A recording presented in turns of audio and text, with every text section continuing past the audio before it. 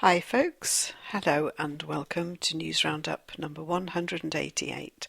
It's a most beautiful spring day here. I really hope that spring has sprung and we're not going to get another cold snap. Anyway, here we go. You never know what you are going to find at a car boot sale. Do you know what one of those is, by the way?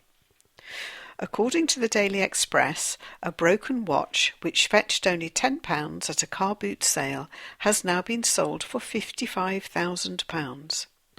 It turned out to be a rare Rolex Paneri, which was made between 1941 and 1943. They were supplied to the Italian Navy for divers operating human torpedoes, which could be used as timed limpet mines on enemy ships. It was found in a chest of drawers by the son of a deceased bargain hunter while clearing out his house. He was so stunned by the sale price, he had to ask Cheshire auctioneer Niall Williams to repeat the figure 3 times. Mr. Williams of Wright Marshall said, he said his father bought it at a car boot sale 10 or 20 years ago and paid no more than £10 for it. More indications of the UK's changing climate in The Independent. They say that the Woodland Trust Nature's Calendar has seen some of its earliest records this century for flowering bluebells and blackthorn.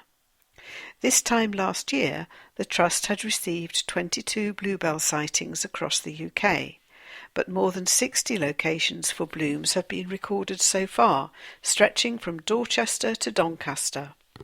There were 27 sightings of blackthorn flowering before the end of February last year, with 91 sightings up to the same point in the benchmark year of 2001, but this year there were 200. I'm not sure that it's that warm, but hey-ho, nature knows best. Amazing but apparently true. The Daily Star tells us that the University of Sheffield is giving students lessons in how to go to the toilet. Signs showing exactly how to sit on the toilet have appeared across campus after cleaners grew fed up of cleaning up mess. One reads, "Do not put toilet paper on the floor, put toilet paper in the toilet bowl and flush." Honestly, I despair. Cartoon drawings and graffiti by Johnny Rotten from the legendary punk band the Sex Pistols have ensured that a townhouse in London's Denmark Street has been awarded a Grade 2-star listed status, says The Independent. The house was used as a hangout by the Pistols in the 1970s and, says the paper, the decision by the Department of Culture, Media and Sport on advice from Historic England, is a major victory in the campaign to maintain Denmark Street, also known as Tin Pan Alley.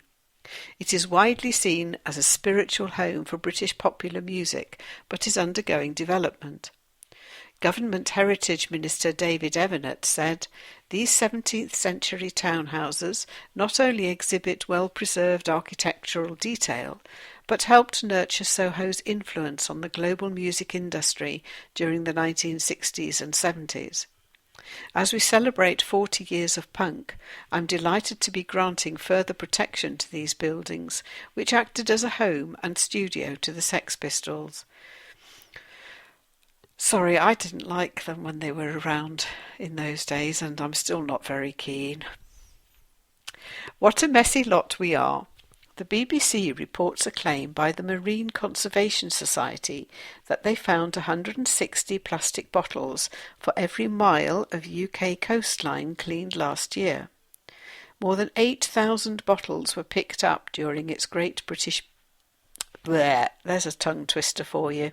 During its Great British Beach Clean-up in September, up 43% on 2014.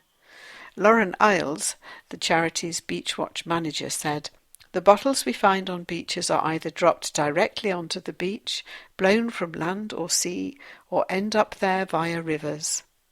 It's a real problem, folks. I don't know if you've seen the pictures online about ocean pollution and the amount of plastic that's creeping into our food chain. It's very scary. Cremation is the top burial preference for Brits, says The Guardian. A survey by insurance company British Seniors Insurance Agency revealed that 55% chose cremation over being buried. Those quizzed say the most popular place to have their ashes scattered is at sea alongside a loved one, in a graveyard, in a favourite beauty spot, or even in their garden.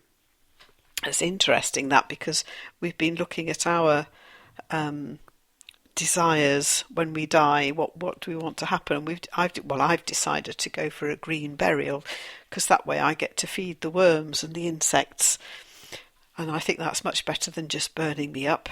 Anyway, on that lovely note, I hope you enjoyed it, and I'll speak to you soon. Bye bye.